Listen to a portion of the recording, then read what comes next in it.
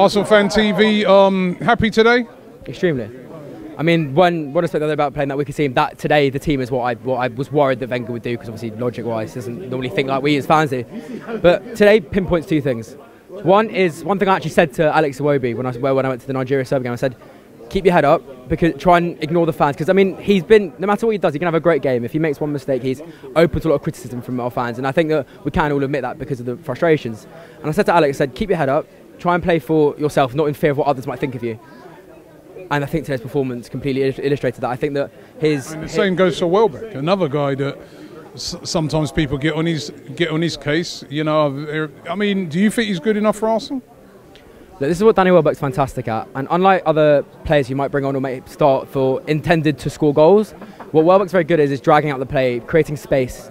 And when you have someone like Welbeck in the squad, it's exactly what you need. Because if let's say you're playing a game against a top 6 team and you're struggling to break them down, if you had, let's say, Aubameyang and Lacazette playing together, if you had Welbeck on the pitch, you could stretch out the play, allow whoever the deep-lining playmaker was to pick up the ball, put it through to someone like Ozil or straight to the striker, and then we score a goal. But I think what needs to be highlighted is that how things have turned around since we signed Pierre. I mean, it's fair to say that every comparison that was made with Thierry so far, it seems that it could not obviously no when it won't be as good because Thierry is obviously a king, but Aubameyang shows exactly what we've always needed. He's that striker where, do you remember what people say about Thierry or like players like Dennis, where they could do nothing the whole game, but they had that one chance and they'd score that goal?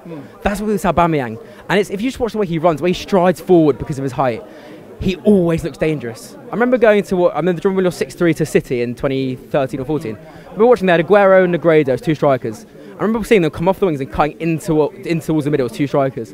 And that's the sort of thing I like to see with Lacazette. I was quite surprised that we didn't see Lacazette start, because obviously but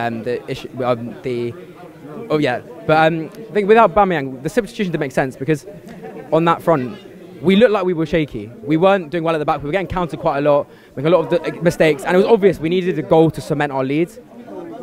But why would you bring off a player who, number one, like take this for the cost that he aside, because that's what people like allure to a lot. He's scored in every single game he's played in but 2. He's our most prolific goal scorer. He's proven that even like last week at Southampton, sorry, not Southampton, Stoke, he'll still make those finishes, like that acrobatic shot. When you need to score a goal, you don't replace striker for striker. You bring off a player who's holding himself more in the midfield, who, let's say, is doing a bit more defensive role, because we needed to push forward and get that goal. Because I'm going to be honest with you here, Robbie. When it went to 2, I thought we were going to lose. I had a bad feeling we were going to concede again, because Southampton are a bogey team, and when you take a team like that lightly, especially when they're in such a desperate need of time, you have to attack and score those goals, because you can't be complacent in football. You can't be generous. You've got to go for the kill. There's no good playing thinking we might win the game if we play like this. You've got to go 100% no matter what. Let me just finally ask you, I'm confident ahead of that game, the second leg in Moscow? Well, now I am, because my fear from Thursday obviously is now gone. I think we'll play a full team. I think Lacazette will be on fire. I think he's looking, his head's up, as I said, with the spring.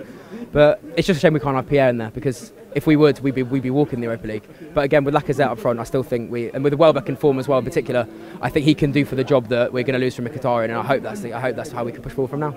Exciting news, there's a brand new show called A Real Football Fan Show coming to Channel 4 on Thursday the 19th of April, then every Thursday after that till the end of the season. It's going to be broadcast at midnight, and you've got to check it out. It's going to feature fans from all around the Premier League, so make sure you check it out, hosted by myself, Robbie.